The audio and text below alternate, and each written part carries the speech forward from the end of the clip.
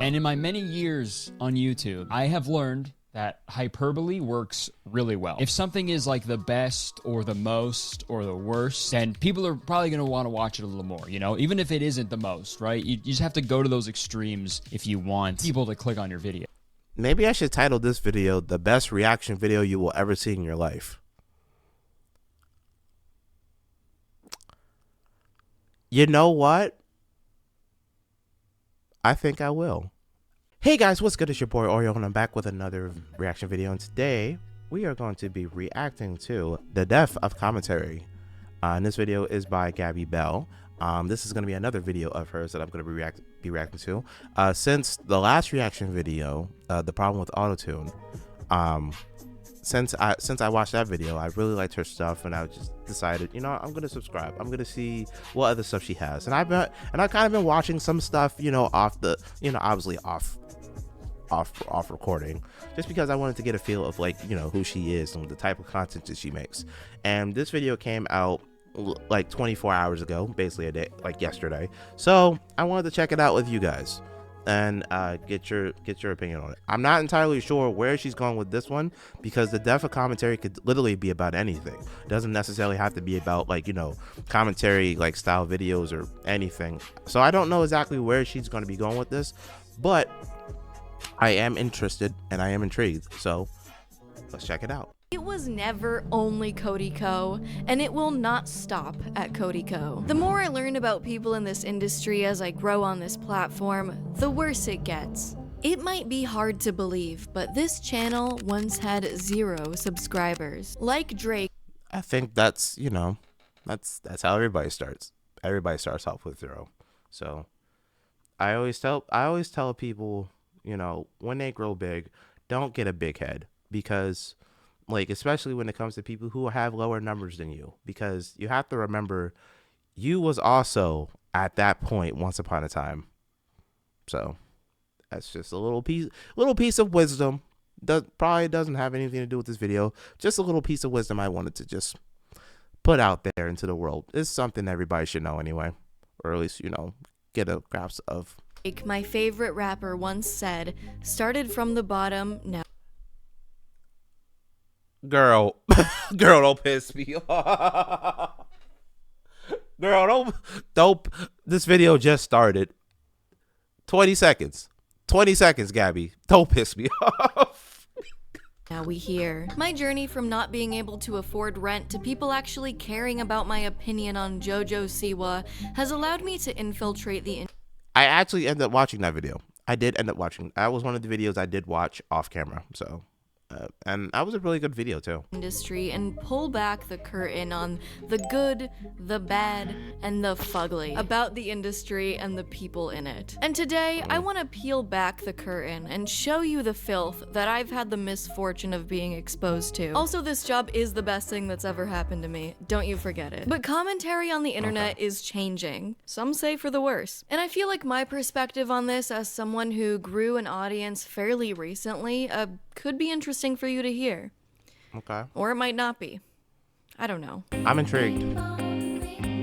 From fan to friend. In 2020, I became a fan of funny sit-down videos of guy making fun of cringe TikTok, cringe guy, or cringe movie, and thought, hey, that looks fun. That would fill up my time and be a fun side project to work on my editing skills. I'm freshly graduated from college, struggled to find stable work, and then 2020 happened and reduced what little work I had left. So I figured I had nothing left to lose and really try to make YouTube a career. I've always loved entertainment, and I thought that this would be a fun.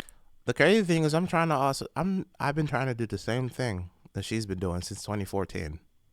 Look where we're at. Not making this a career, but it's still something fun for me to do. I mean, I did go on a hiatus for about 2 years because it stopped being fun, but then I came back because I missed all this. I realized over the years I've gained a lot of opportunities and was able to do stuff that no normal other person would have been able to do. And I have to sit here and be grateful for those moments. Even if I wasn't a big person, even if I wasn't a big celebrity or a big internet personality, it's just the fact that someone as small as me someone who doesn't have an internet presence, who doesn't have any type of internet background prior, was able to do stuff, was able to have fun and experience a lot of things they didn't think they would ever experience in their life. It's just mind blowing to me. So I'm always going to be grateful for that. And maybe some people will say I came back to doing YouTube because I miss all that stuff, because I miss going out to different events and stuff like that. And it's probably true. I won't lie. It's true. But I also came back because this is just something therapeutic for me. And this is also something that I became so accustomed to doing when I climbed into adulthood and I was free to make my own decisions, my own choices, and do stuff on my own.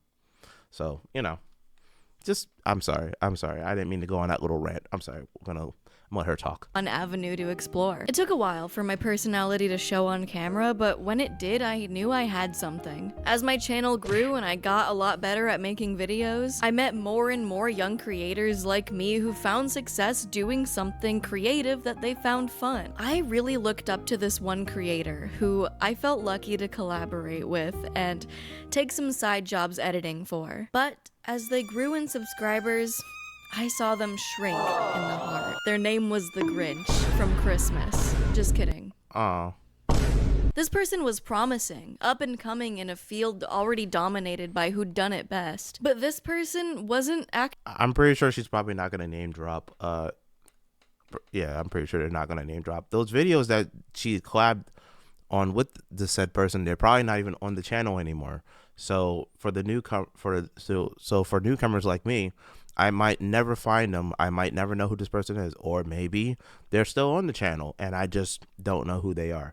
And that's simply because I'm a new subscriber of hers, so I don't know any of the people she collabed with, or so I don't know. But either way, I'm glad. Either way, I'm kind of glad. I'm glad she didn't name drop, because that, you don't want to accidentally or indirectly send hate to someone else, So I'm glad she didn't drop any names.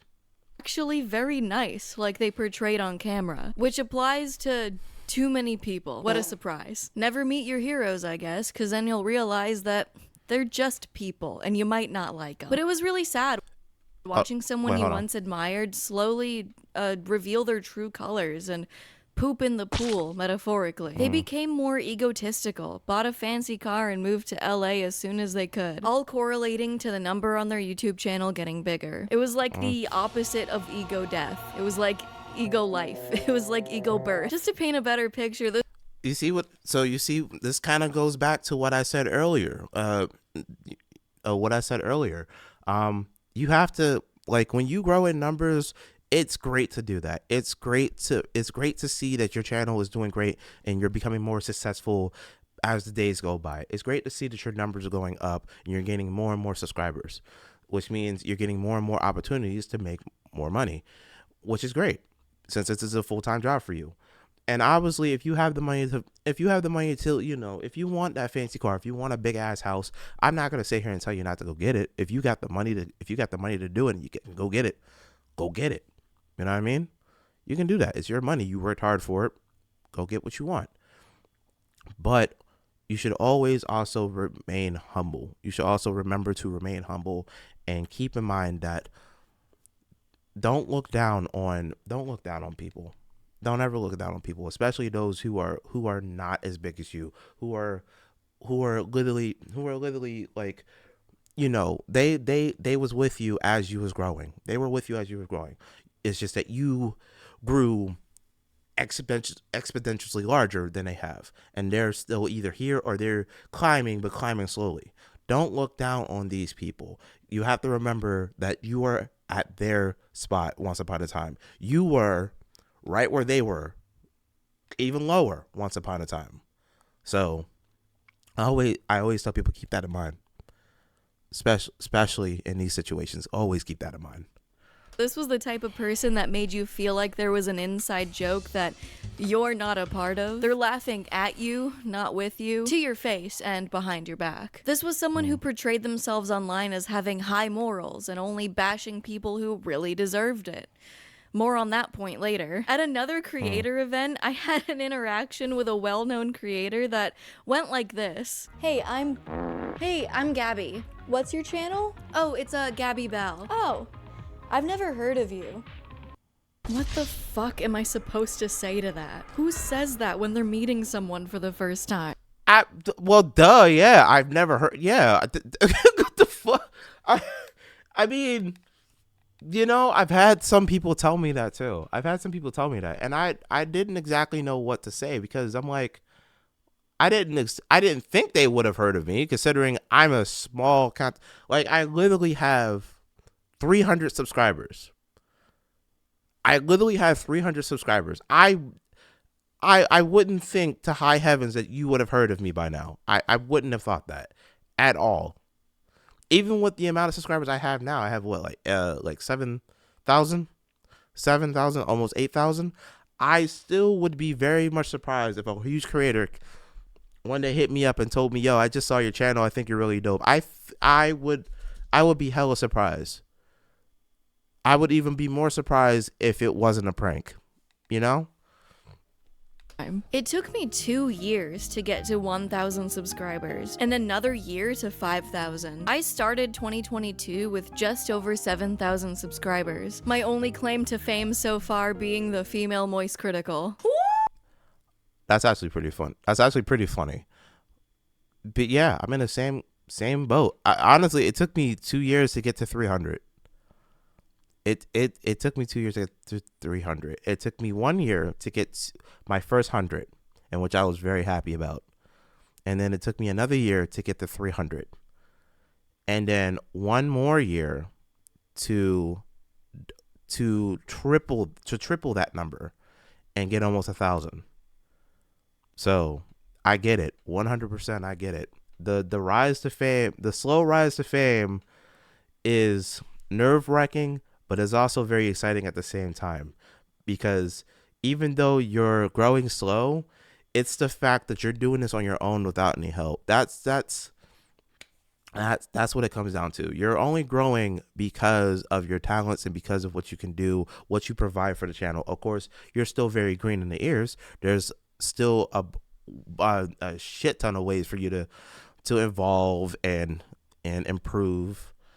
But you'll learn all that with time. You don't just figure it out overnight. It's not going to happen that way. So, you know, that happens with just about everybody. Oh, yeah, baby! My channel picked up by the end of 2022, ending the year with over 200,000 subscribers. Nice. 500,000 in 2023, and 1 million pretty much exactly 1 year later in 2024. And Nicely look at us done. now. Now my mom doesn't guilt me to get a real job anymore. I'm not saying all this to brag, but to show how no one gave a shit about me for years until recent growth. And say what you want, but I worked my ass off. I had a part-time job 30 hours a week, so I could spend the other 10 hours working on the job I wanted. And usually that number ended up being way more than 10 hours a week. I see how people treat you like you're I'm doing this now. I'm working a full-time I'm working a full-time job. I'm working a full-time job working as a shift manager at Wendy's. I don't want to do that for the rest of my life. I don't even want to do that now. I don't even want to do that now. The only reason why I took this goddamn position was because I needed money. That was why. Because I needed money. I needed more than what they were originally going to pay me. I took the job. I originally just wanted to be a crew member. I didn't want to be in charge of nobody. I just wanted to just work, do my job, do my little position, because I've done it so much. I know exactly how to get stuff done. I know how to get stuff cleaned up to where as soon as we close, I can literally be out the door, like literally 5 minutes after we close.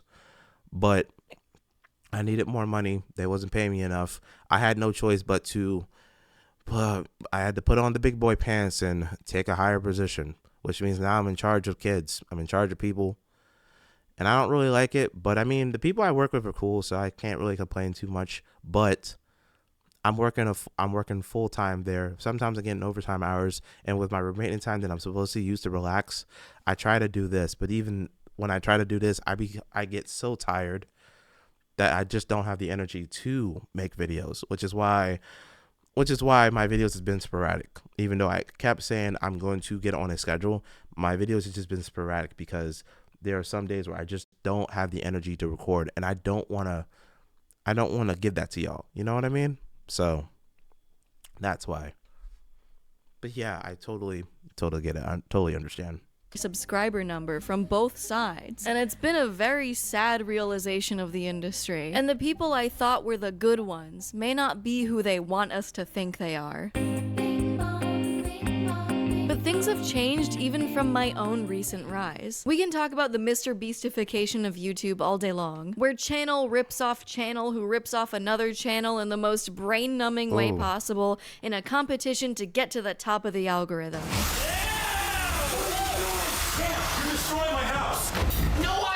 In this video, we will be eating 100 years of jail food, 100 years of school lunches.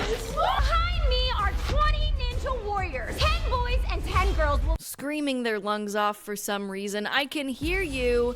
There's a microphone. You don't need to yell. And what this really escalated was the corporatization of YouTube. A YouTuber not adding shun to the end of every noun challenge. Impossible. Mr. Beast took over as the most subscribed to YouTube channel by min-maxing the platform. Algorithm-obsessed content would slowly take over the platform. And if you thought people only did YouTube for money back then, it was always going to get a whole lot worse. I know. The crazy part is I didn't even, when I started my YouTube channel, I originally didn't want to do it for money. I didn't even know, back then, I didn't even know you could make money from doing YouTube. I didn't even know that. Back then, I was just doing it for the love of the game. I was just doing it for fun because I liked making videos in the past. Before I even discovered YouTube, I was like recording little home videos of me and my friends where we're doing some stupid stuff, some crazy stuff. There's even some of the videos we done on my friend's channel in which he doesn't really use. He was just posting just to post, where my friend literally snorted salt up his nose. He almost got into a fight with a girl and he was just like messing with her out. We was out in the McDonald's parking lot back in our hometown. And other crazy stuff.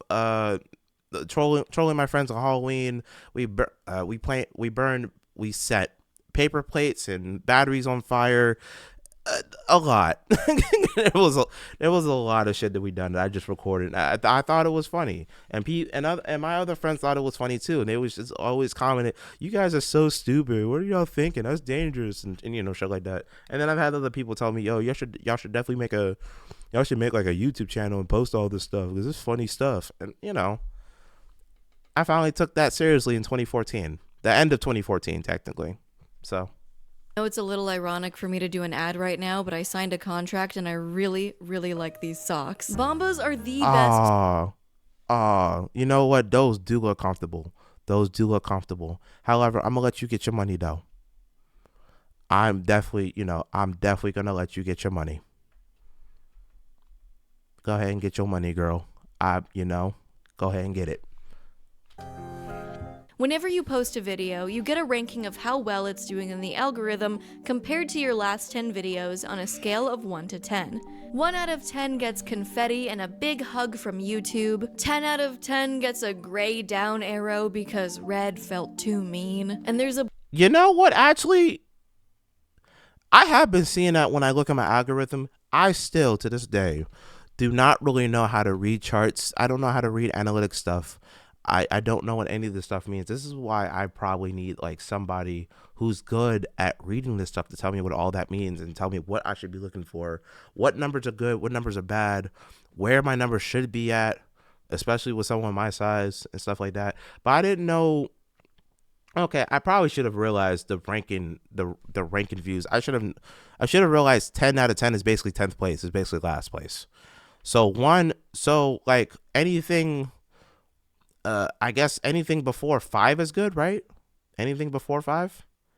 So 4, 3, 2, 1 is good. You get check marks and arrows and shit. 1 to 10. Okay. 1 out of 10 gets confetti and a big hug from YouTube. Okay, so 1 out of 10 is really, really good. 4 is okay. And I guess, obviously last place is very bad. 10 out of 10 gets a gray down arrow because red felt too mean. And there's a blurb that says, looks like you posted some trash. No. Wait, hold on. Regular viewers are choosing to watch this video less often than usual, contributing to 47% fewer views. Compared to previous videos on your channel, people who regularly watch your channel are clicking less on this video's title or thumbnail, improving the title or thumbnail of this video might increase viewership, but keep in mind that some topics may just naturally attract a small audience.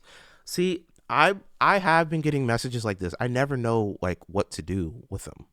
I never know, because I don't know. I'm just not that knowledgeable when it comes to statistics and analytics and, you know, certain advice. I like usually when I ask for advice, I usually just, you know, obviously I don't look on a computer. I don't look on the internet for advice. I usually just ask people, and I need people to tell me. And if they start using big words, I'm like, hey, listen, I still read at a 3rd grade level. I need you to dumb this down for me if you can. So one of these days I'm gonna understand it all. One of these days I will. But I probably, like, you know, maybe I should like do some studying on it over the course of winter break or something.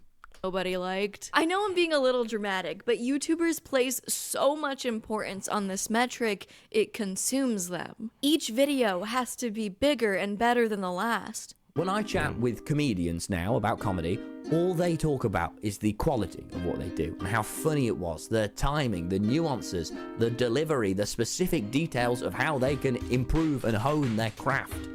And when I chat with YouTubers, from the majority of my experience, all they talk about is how they can have another banger, how they can get more of this attention, because that's what it tells you to want, to feel, to need.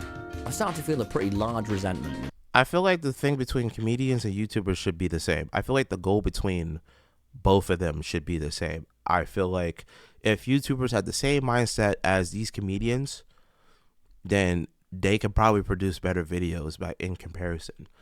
These YouTubers nowadays, when they make their videos, they're focusing on the wrong things. I feel like, I think that's what it is. The YouTubers nowadays, and you know, I'm not, you know, want to talk shit. I'm not gonna sit here and pretend like, you know, I have it all together, because I don't. Like, I mean, look at me. I'm sitting here at 7,000 subscribers. I ain't doing shit. I'm not making no money from this. I'm still trying to get the amount of watch hours I need to get on this channel to be monetized. So I had it in the beginning, but then I stopped doing YouTube for like so long that it kind of kicked me out of the partnership program. So I got to do what I can to get back into it, but I'm still working my ass off to get the watch hours I need. Otherwise, 2 out of 3 requirements is already filled. I already got well over 1,000 subscribers, and I believe I do have all the appropriate watch hours I need for YouTube. I just need to get it for the shorts now, I think, or something. I don't know. I gotta look again.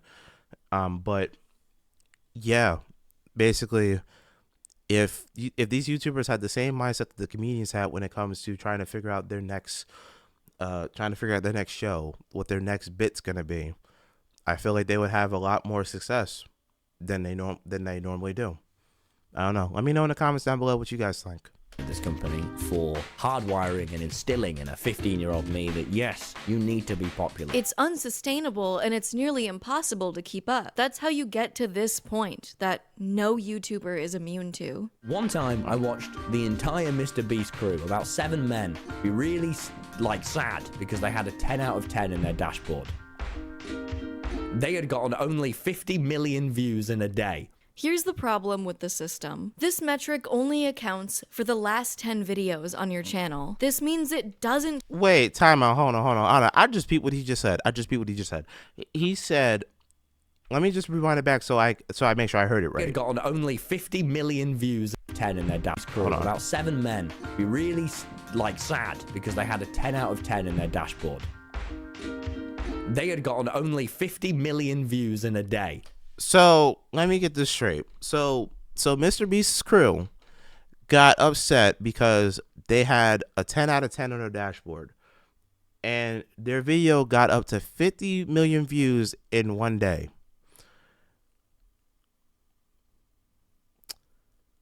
Bro, do you know the things I would do to get even 1,000 views in one day?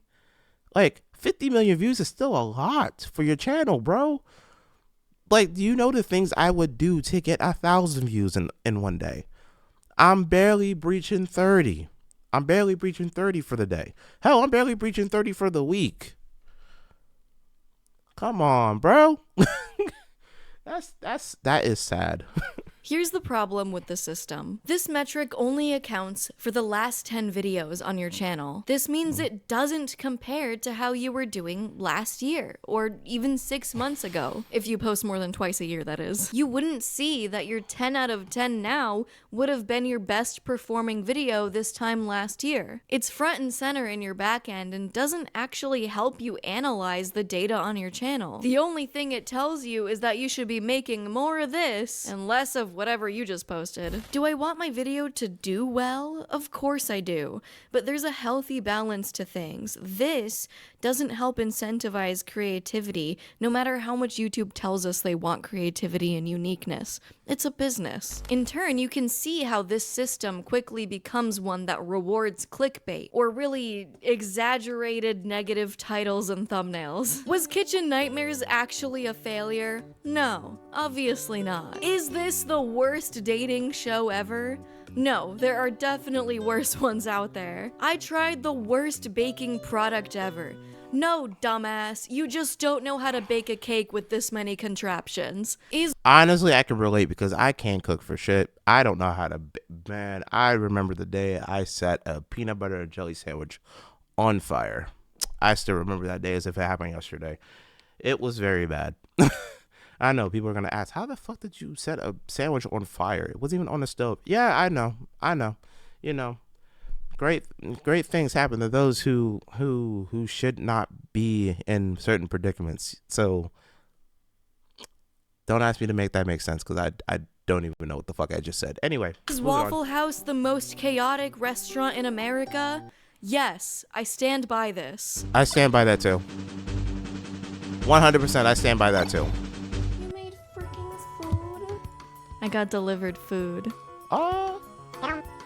I'm using myself as an example here because calling out specific channels isn't really productive to me. YouTube overall as a whole benefits from outrage clicks, even if the videos don't have that much substance, and creators are just playing into it because that's what works. Have you ever noticed really negative packaging on a video and you click on it and the commentary is actually pretty level-headed and reasonable and not as negative as initially presented? It's on purpose and it's by design. I've done it, he's done it, everybody's done it. Myself and many other creators can tell you that you just don't get as many clicks when the video is positive. In fact, you get fucking ridiculed for making a positive commentary video. Yeah. My Fortnite video with Chad had people accusing me of being paid by Fortnite and saying the entire video was like an ad for Fortnite. God forbid someone fucking likes something enough to make a video praising it. Get a grip. Right.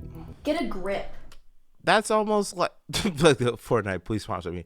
That is literally almost like, that's literally the same as me making a video on Genshin Impact, because I really like Genshin Impact, in which I, not sponsored, but if you, no, I'm just kidding. But seriously, it's literally the same thing. Just like, y'all basically don't like to see us enjoy something.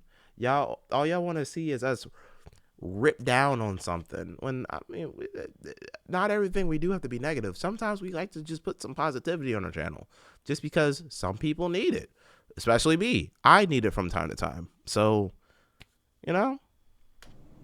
I've had many discussions with other creators who had to make their titles and thumbnails more negative to get clicks. And in my many years on YouTube, I have learned that hyperbole works really well. If something is like the best or the most or the worst, then people are probably going to want to watch it a little more, even if it isn't the most, right? You just have to go to those extremes if you want people to click on your video.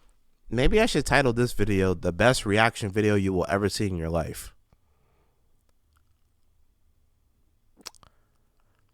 You know what? I think I will. Yes, I think I will. Yes. Which sucks, I feel like we should switch up that meta, And I'm going to start. Okay, I think the next movie commentary I do, I'm going to title it, "This movie is bad, but I've probably seen worse. This movie was just alright." The more you grow on YouTube, the more this ranking feels shoved in your face and the bearer of how good your video is. This happens gradually as you grow your channel, which can be said about the next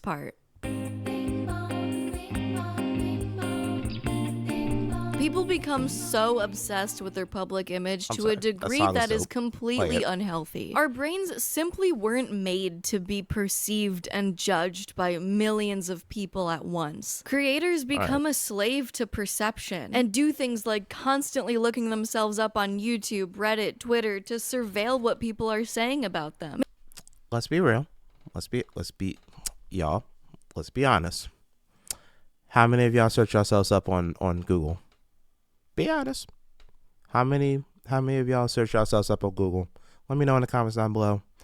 And then also let me know how many times you've done it. I won't lie. I've done it. I've done it quite a lot. I ain't gonna lie. I've done it quite a lot just because every time I do, something changes. Probably because I post a lot. But every time I Google myself, something new pops up, and it always starts with whatever the most recent thing I posted. So, hey, I think that's a little bit of a flex. Even down to my gaming channel right now, I typed in my gaming channel on YouTube, and surprisingly, it popped up. I was actually pretty shocked considering I just started that gaming channel, and I only had 7 subscribers. So I'm like, that's crazy to me. But yet, when I typed my name in on YouTube, it didn't pop up. So it's gonna be the same thing. It happened to this main channel the first time, when I first started it, and I typed it in, the name wouldn't pop up at all. But it will tell you what it's searching for, and then it'll say search instead exactly what I typed, and I click that, and boom, there's my channel. Now I don't have that issue no more. I start typing it in, it just automatically fills in the rest, and boom, there I am. So I'm very easy to find now. It's my gaming channel that isn't. Mr. Beast is known for doing this, even reaching out to several creators who have made videos about him in the past. I only use him as an example because he's the biggest creator I know that does this, but he's far from the only one. Some creators end up becoming a puppet of what they think their audience wants from them instead of making judgments based on their own character and morals. Most people don't like upsetting people, especially the people who support them. I get that, but it feels like they lose themselves. It feels like the focus becomes making decisions based on what will grow their brand and career, which is understandable, but to a certain degree becomes a very slippery slope when you start to put forth a persona that isn't actually you. Yourself and your brand become more and more separated, and you become a shell of what you once were if you're not careful. It's important to surround yourself with people who ground you. Maybe rethink moving to LA. And I'm not trying to shit on everyone that lives in LA. I just think some people get these really big ideas about LA and then gravitate towards there as if it's a status symbol. And So it's funny that she says that because I had thoughts of moving to LA. I'm not gonna lie, I did have thoughts of moving to LA, but obviously I was going to make that move whenever I was financially able to. I know how expensive it is to live out there, so I wanted to make sure I was at a good place, whether I'm doing this as a career or I got a good job to where I got enough money saved up and I got a car and, I got a whole place out there in the LA set up with a job lined up that I'm able to be financially stable out there and, live comfortably. But honestly, it's not really a necessity for me to live out there. Like, I don't need to live out there. I can always just visit, which is what I'm going to do for my birthday when it comes up. But I think it's more so there is lots of opportunities out there. Don't get me wrong. There is lots of opportunities for people like me or people who is aspiring to be YouTubers or actors, dancers, singers, whatever the case is, anything in entertainment. There is opportunities for you out there. But there's also opportunities for you in your hometown as well as in other places, nearby places. For me, for example, even though I moved from Philadelphia, there was opportunities for me in New York. All I had to do was take a quick little, I think like 2-hour bus ride to New York and make any audition I would have needed to make. The bus trip to New York is only like $30, I believe, from Philadelphia. So if I need to get to an audition, I could have literally just, bought a ticket, went down there, did the audition, came back home same day, as if everything was cool, everything was chilling. When you're living that far away on the East Coast and you're trying to book for an audition in the West Coast, traveling there is expensive as hell.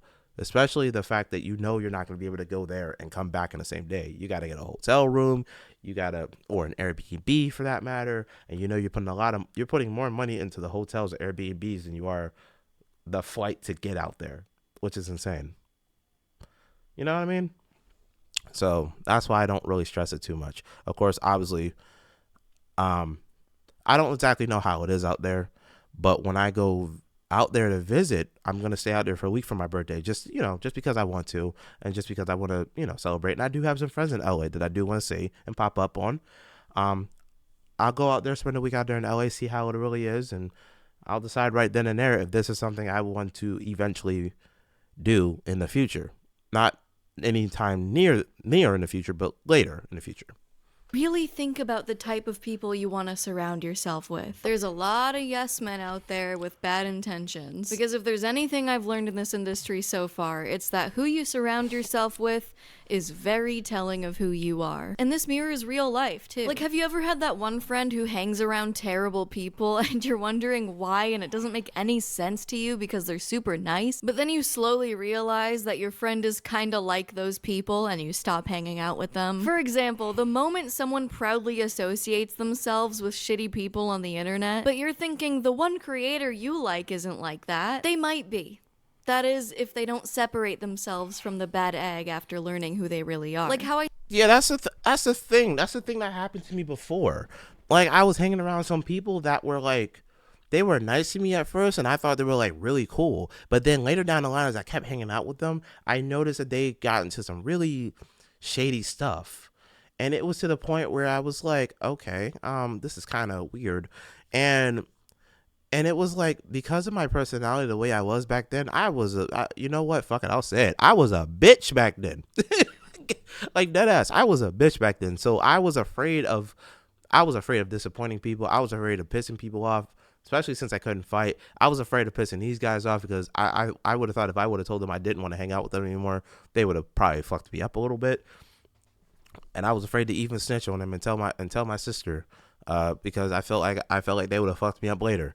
But I was afraid to like deassociate myself with them, and I just kept going along with their plans and what they did. Sometimes I wouldn't participate per se, as long as they didn't, as long as I was like there. I guess they wouldn't have cared too much. But yeah, I used to hang around with people like that, and it made me look bad just because I was associated, and it made people think that I was that way too, and I'm really not. It's just that I was the yes guy. I was the guy that always was just like, yeah, sure. I just went with the flow. I just did this so that way I wouldn't have to deal with this later, But then eventually I grew up. I got some balls, and I was about to tell them off until they suddenly decided they wanted to get rid of me themselves. So I was like, you know what? Let's work for me.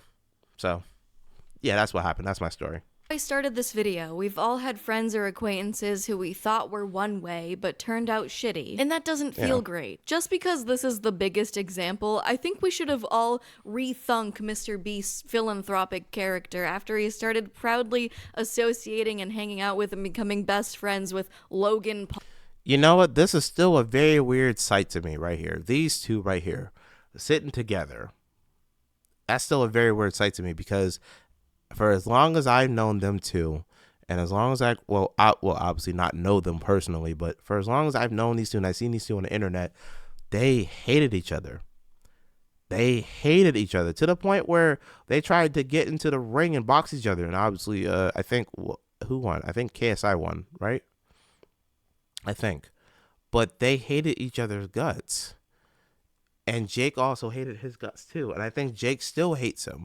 But he also now kind of resents his brother a little bit just because they got into this partnership together and they're now friends. And now they're selling this Prime energy drink together and shit.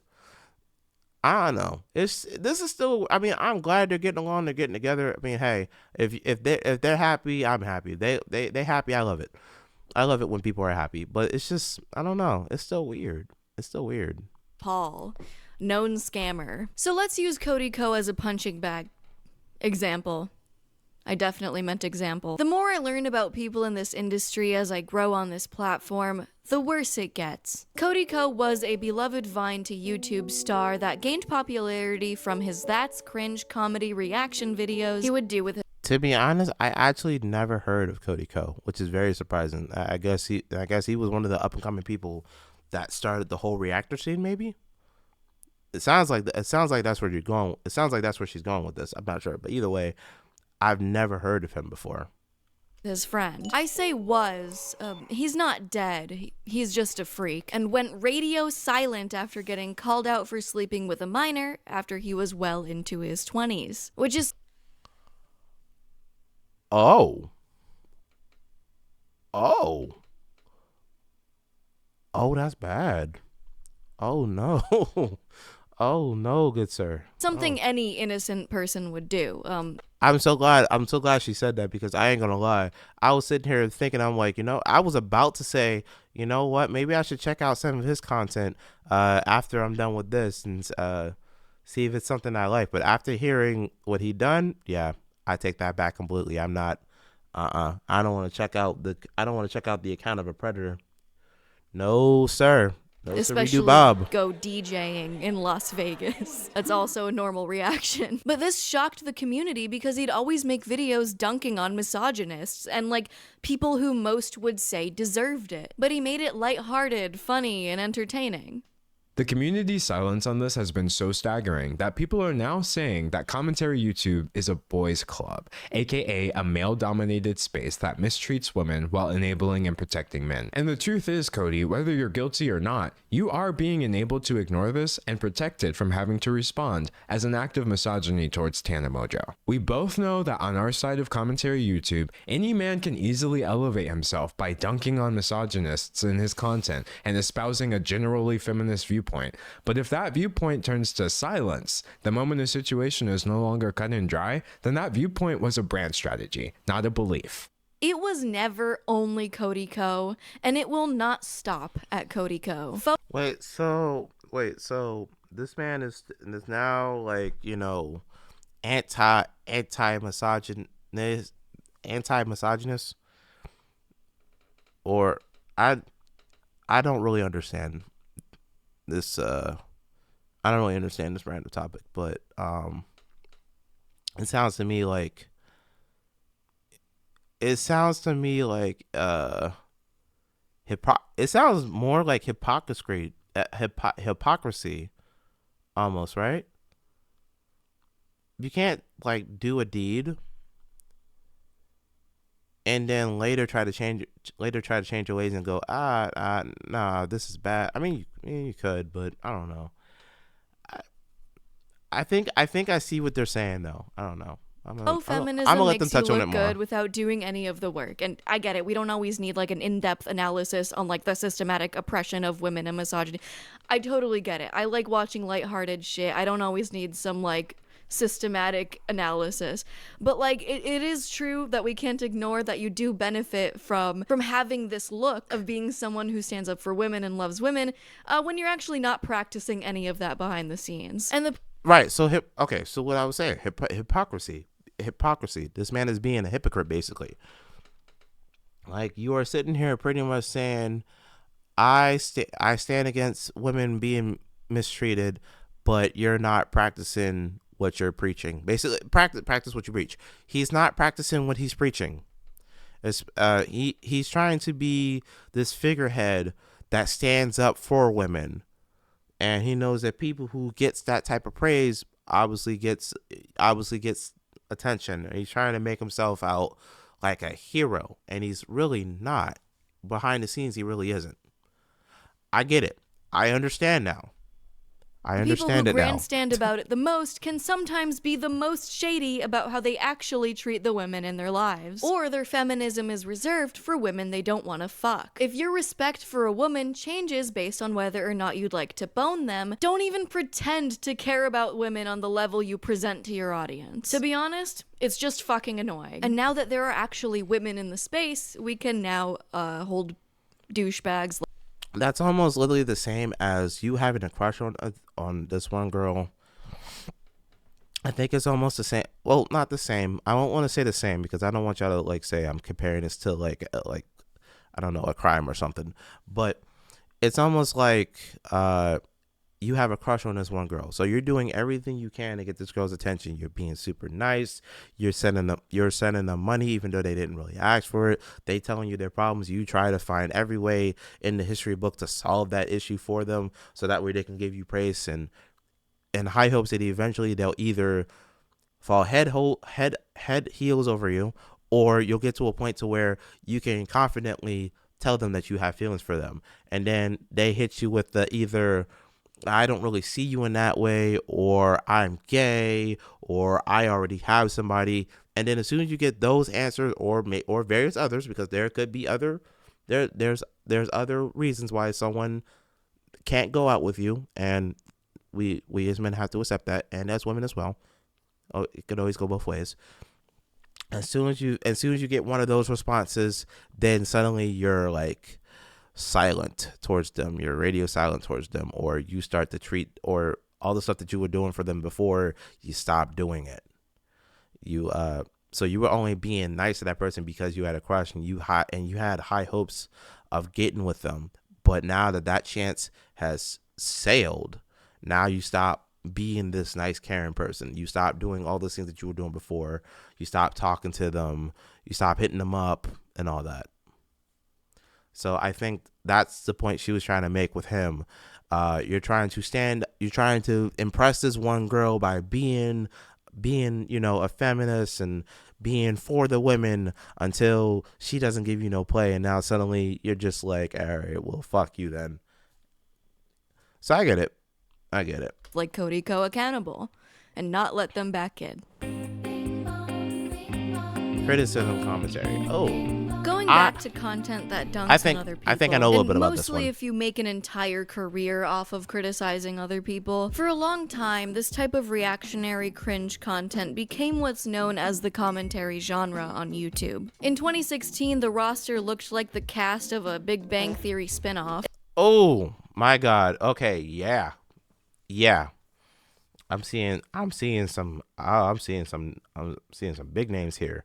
Keemstar, Leafy. Damn, I haven't seen Leafy in years. Wonder what he looks like now. H3 Productions. I actually don't recognize anybody else. The fuck is his name? The guy, the Asian with the glasses. I can't remember his name, but I know who he is. And the guy on the right, I do know who he is, and I don't remember what his name is either. But I do recognize more than half of this cast right here. Eventually, less edgy commentators, video essayists, movie and TV show reviews, and even women made their way into the genre. It became this all-encompassing, personality-driven genre for someone who talks about stuff. That's crazy. This is something the community won't tell you, but you learn by doing. Criticizing other people on the internet is tricky if you care about the content you make. There's a benefit to it. People love hearing drama about some random person they don't care about. Tale as old as time itself. It's relatively easy to make, and using someone else's name recognition can boost your channel. One of the first YouTubers I collaborated with, Kunkin Dassner, told me, I try to imagine the person I'm criticizing watching my video. I don't say anything I wouldn't feel comfortable saying to their face. Cody Co, you're a weird freak. There you go. I'm paraphrasing, of course. I wasn't taking notes at the time. But that's a really good tidbit of advice that stuck. Real quick, I just want to say I love these shots she's taking at Cody Co. I love it. Considering the person he is, I love it. With me. Did I always follow it as much as I should have? No. But if you've been a long-time viewer, you might have noticed that I don't spend as much time criticizing or reacting to cringe-type content anymore. It's never been a main focus on my channel anyway, but I've really come to dislike criticizing someone for the sake of criticizing someone, or criticizing someone for very lackluster reasons. And it's still fun to consume or even create content that makes lighthearted fun at stuff. Like, that's not the problem here.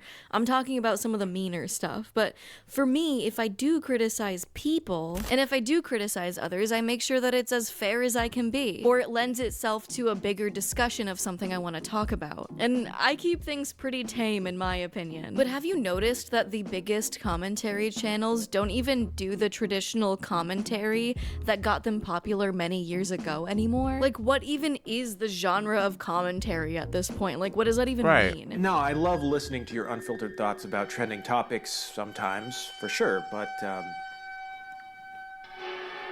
video essay? So now you're the word police. It's not a video essay. So what is a video essay then? Well, I'd say it's a video structured like an essay, presents an argument and supports it with evidence, has a conclusion that sums up the assertions that were made in the body of the essay. What part of situation is crazy don't you understand? I'm not being an elitist asshole. Yeah, you're a little bit. I just care about accurate descriptions of content categories. So what makes a video essay different from a commentary video? I think video essays can be commentary videos, but not all commentary videos can be video essays. You're running out of bullshit. Words have meaning. Their content has a I think I understand this point. I think you can kind of tie it in with reaction videos.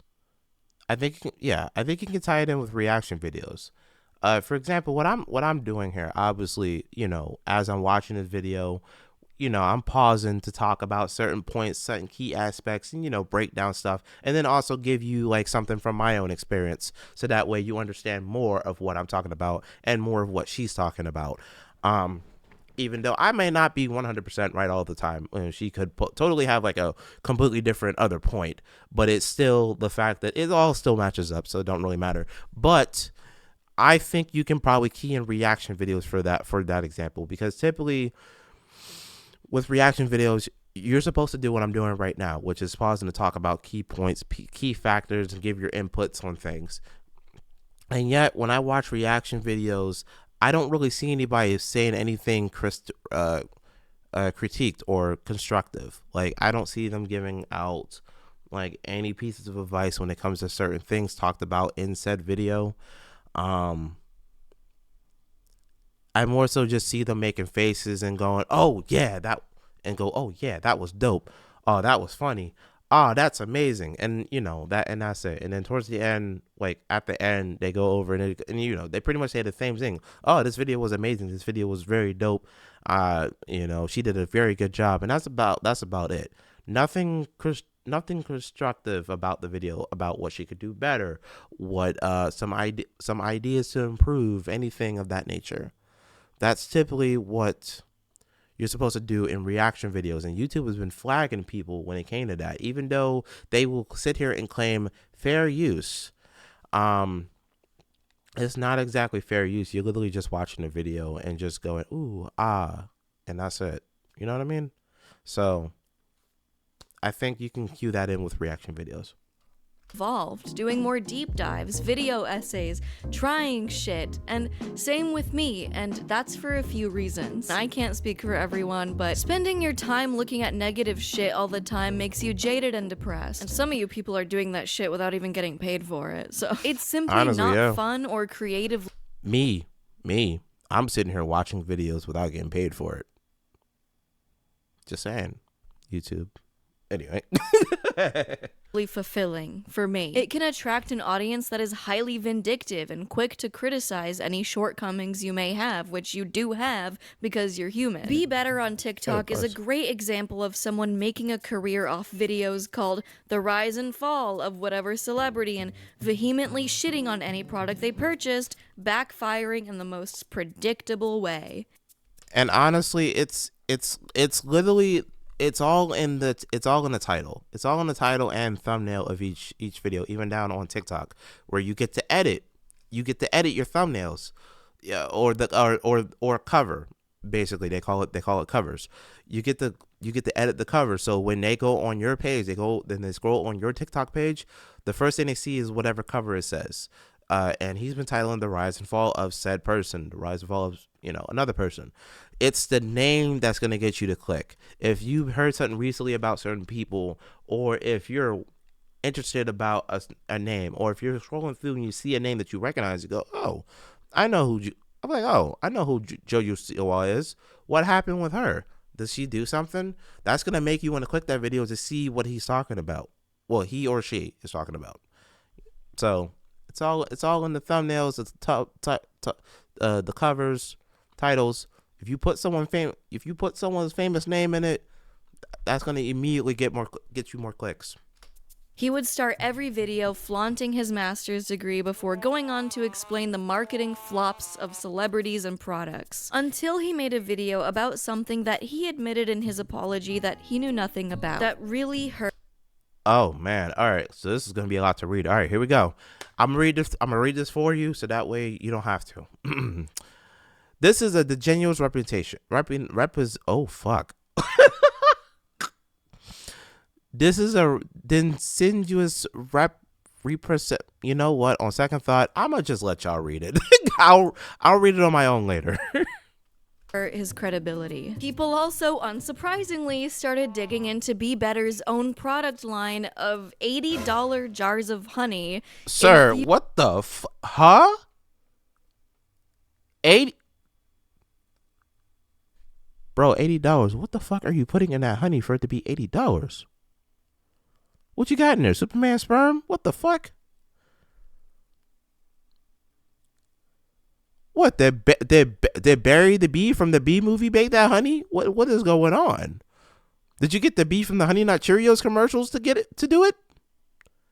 Bro, why is your bottle $80? Used with herbs that are not scientifically proven to do any of the things that they claim, like uplifting my spirit. Girl, the day I spend $80 for a jar of honey is going to crush my spirit. But people started to recontextualize his entire persona and not give him the sort of grace that he never gave anyone else. Back to my reasons. Just because you have flaws and make mistakes doesn't mean you can't criticize others. But the balance has been way off. Commentary has always skewed negatively. But people are so mean to other people who, like, maybe don't deserve it. Like, making fun of someone for just being cringe to a level that goes beyond, like, lighthearted poking fun. I feel like there's a line that most people can kind of clock. Or sometimes people are just sending hate mobs to someone they don't like because you just don't like them. What the fuck? You just don't like their vibe, so I'm just like sending a hate mob. That doesn't make any sense. Bruh, you know what? Your teeth is too crooked for me. I don't really like you. I'm gonna send people to your way to hate on you. That's insane. That's insane work. You begin to ask yourself, is this actually meaningful commentary? What am I getting out of watching or creating this? I feel like a creator really sets the tone in their video for the type of community you'll see, like, in the comments. Like, be better. The lesson is, if you're going to make an entire career off of being so harsh, expect it back. If you're level-headed and fair and you give people grace, people will probably return it to you. It's kind of like you're walking around Valentine as Arthur Morgan and you just keep spamming circle. Some people just keep doing that. Some people some people live their life on YouTube just pressing circle, and then they're surprised when someone punches them back. Not to mention, recently there's been huge waves of people harassing creators for not talking about certain internet trauma quickly enough. Which Bro, swear to God. And then it's like, y'all are on their head. Like, y'all are on their head over the dumbest things. Like, I get it. I get it. I get it. You want to see the people you look up to talk about the hard stuff, the hard issues and everything. You want to hear what they have to say about it. But some people just don't want to talk about that kind of stuff. It doesn't make them a bad person. It's just they don't really like to get into that stuff because they don't like to put negative stuff on the internet. I'm one of those people, for example. I don't like to talk about politics. Like, for example, I know some people want to hear my opinion on the election with Trump winning again and stuff like that. If you want my honest opinion, I can't give that to you because I don't promote negativity, which is what I will not do on this channel. And either way, I don't really understand politics or anything like that, which is why I don't really talk about it. I know people want me to. I know people want me to learn about it because it could affect my future. It could affect my daughter's future. And I get that 100%. But I just don't, like, honestly, it will never grab my attention. It will never grab my attention in the way that y'all think it will. It never will. And it hasn't for 29, almost 30 years. and it certainly won't now. So, but in terms of literally everybody else, when it comes to other situations and stuff, y'all want people to talk about it the moment it happens. Like, what is their statement going to do? It's not like it's going to change anything. It's not like it's going to make the world a better place, a better place if they suddenly talk about it. Like, you think things will change if they made a message about COVID or about what other stuff happened between then and now? I don't really remember, but I don't know. It's like people think like if enough people speak up about it, maybe we can push back. No, that's not how that works. That's not how it works. It may work sometimes with certain issues, but it won't work with all issues. Like, you just gotta get over it at this point. I mean, obviously there's stuff you can do individually, but don't expect one person to carry the entire weight of the world on their shoulders just because you want them to. You know what I mean? They wasn't born on this world to fight your battles. They wasn't. Which perpetuates rushing out videos that don't have all the information yet because the drama happened 3 hours ago. Like, the drama hasn't even been completed. I'm just saying that Jay Aubrey operates on a different level of time and research. Also, now in general, it feels like the consequences of being a critic to the wrong person now involves getting doxxed and harassed in real life by some of the most toxic communities on the internet.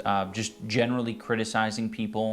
I thought maybe she was about to talk about Jack Bacon Films when Sniper Wolf doxed him. Honestly, I don't really know much about that situation or what happened. The only thing I heard was Sniper Wolf doxed Jack Films by literally going to his house and streaming in front of his house, I think. That's what I heard. I could be wrong, but I think that's what happened. For very lackluster reasons. I was morally grandstanding and acting as if I am any better than any of these people that I was making content cop videos on, and I'm not. It's also indoctrinated a lot of people into thinking that this is an okay way to behave. I've just always had this dumb philosophy that I'm not responsible for, my audience and how they behave beyond what content I put out. He's not exactly wrong, because technically you aren't. You aren't gonna be able to control your audience and their actions of what they do from behind the screen. You're not gonna be able to do that. Let's just be real. Especially if you have millions of subscribers, you're not gonna be able to control. You can't control what they do. You can encourage them. You can encourage them to do better. You can encourage them to not do certain things. You can encourage them to do certain things. But whatever choice they make right afterwards, it's not on you. However, you should also feel like you're responsible in a way to where if you do nothing but good on your channel and you don't do anything to promote that kind of negativity, then honestly you should be straight. As long as as long as you're doing everything you can to not promote anything that would be negative, then yeah, you're not responsible for your audience and what they do. However, if you do see that they are doing shit that you don't endorse, then obviously you can make a video instead of ignoring them. You can make a video saying, hey, I noticed that you guys are doing this. You guys are doing A, B, and C. I would highly appreciate it if you don't do A, B, and Z, because this could be really bad and affects everybody negatively and shit like that. And then after that, whatever they do it's not on you. You know what I mean? So yeah. And that's stupid, and it's led to a lot of hate and a lot of bad outcomes. I guess if you want to, look out for people who are red flags, it's definitely people who had my mentality that say, I'm not responsible for what my audience does. Everyone is so on edge, people feel like it's not worth it. I mean, I have a life outside of internet drama. I'd rather choose to make videos on internet discussions, movies, and music. It just feels like the genre has been retaken over by so much negativity than it used to. It's starting to smell like 2016 in here. I don't really remember what the point of this section was. Final thoughts. As I grew this channel on YouTube, I loved, I laughed, I cried, I anger, I happy. I've met the best people ever, and I've met some weirdos. I hope this video let you in just a little bit more behind the scenes with me through my YouTube journey. It's been really cool to kind of infiltrate the industry and experience things and meet people I never thought I would. So now here's your homework assignment. What do you think about the negativity on YouTube? Has it gotten worse? Has it actually improved? Has it been exactly the same? Please explain your answer in 2 or more sentences, and don't forget to reply to someone else's comment for extra credit. This is a class discussion board, after all. Anyway, this is not that serious, and maybe it's not that deep. Don't forget to subscribe if you've made it to the end. 1 sub equals 1 dub in Fortnite. Am I gonna keep making videos with titles called like the worst movie ever? Yeah, it's kind of fun. I'm gonna keep doing that because it's funny. Bye. Oh yeah, absolutely. All right, so yeah, that video. Yeah, very good video. So yeah, so that was the video. Oh, and to do my homework, because I don't really feel like typing. If you don't mind, Gabby Bell, I'm willing to do my homework right now in those 2 or more sentences that you asked you. So the question was, and I also want you guys to do the same thing in the comments down below, because I want to also hear your thoughts. And then also, if you want to go check out the original channel, y'all can also go click the original link in the description box down below, and then also put your answers there. But the question was, what do you think about the negativity of what do you think about the negativity on YouTube? Has it gotten worse? Has it gotten better? Has it stayed the same? And why? So I think the negativity on YouTube, to be fairly honest, I haven't really paid that much attention. Like, I'm gonna just be real. I'm gonna be real honest, because I ain't gonna sit here and lie. I'm not gonna sit here and lie and pretend to be knowledgeable about something, especially if I'm not. So I haven't really paid that much attention to the negativity on YouTube. Now, at the points that I did pay attention, it wasn't, I won't say it was, you know, good, but it wasn't like that bad either. Like, it was just like, I'm so used to seeing like drama between different YouTubers, between content creators, and even down to like mixing it between content creators and celebrities here and there. Like, I'm used to seeing that, and I'm used to seeing drama channels reacting to stuff like that. And then it moves on to social media like Twitter and such. You remember all the altercations that Keemstar got into with different creators and such. Has it gotten worse since then? I mean, so I feel like it stayed the same. I haven't really seen anything too new, and most of the stuff that I'm seeing that's like drama filled or, you know, negative, it's not really happening too much on YouTube. It's more so happening on like either other platforms or within their communities themselves, like on social media. It's not like most of the negativity that I'm seeing nowadays isn't really happening on YouTube. It's more so happening everywhere else. YouTube definitely changed for sure. I can't say for sure whether it changed for the better or for the worse, because like I said, everybody got their own opinions. Me personally, I think it stayed the same. I think it's still the same thing, the same struggle, the same content. It's just that the people of this generation just got a little bit more sensitive nowadays. The same jokes that we used to crack back in the day, we can't crack them same jokes no more. Now the same jokes that we would make back in the day are getting us canceled. So there's a lot that ties in with everything. Everything is connected somehow. Like all the pieces fit. Even though it don't make sense, they still fit somehow. So it's more so just a deduction thing It's more so just how you conduct things. But me personally, I feel like it stayed the same since the time that I can remember. So yeah, so that's my answer. Let me know in the comments down below what your thoughts are, and then also, like I said, go check out the original video. So go subscribe to Gabby Bell. Leave your comments in her comment section as well. And with that being said, I hope you guys enjoyed the video. I'm sorry, I know this was an even longer video than the last reaction video. Sorry, this is what happens when I react to something that's like 30 minutes long and shit. I try my best not to pause so much, and then when I do pause, I try so hard not to talk so much, but I just can't help it. It's like once I got something going on in my head, once I got something going on in my brain, and I gotta like get it out, I gotta get out all that information. I don't want to leave anything out because I feel like everything I'm gonna say is either of importance right then at that moment, or it won't be, but it will be later. You know what I mean? And I don't want to regret not saying something or not making a point. And I don't want you guys to go, oh, but you forgot to mention this point, and I had it on the brain, but I was just like, I didn't think I should say it or not. And then obviously, if you guys have other things to add on, you can tell me in the comment section below as well. We can have a conversation while I'm away on vacation to go see my daughter, because that's where I'm going to be at while you guys. Well, actually, some of these videos I'm a post when I get back, so I don't know. But just know that all these videos are being made while before I leave. So with that being said, yeah, like, comment, favorite, share, hit subscribe if you're new, and until my next video, I'll catch you guys on the flip side. Laters.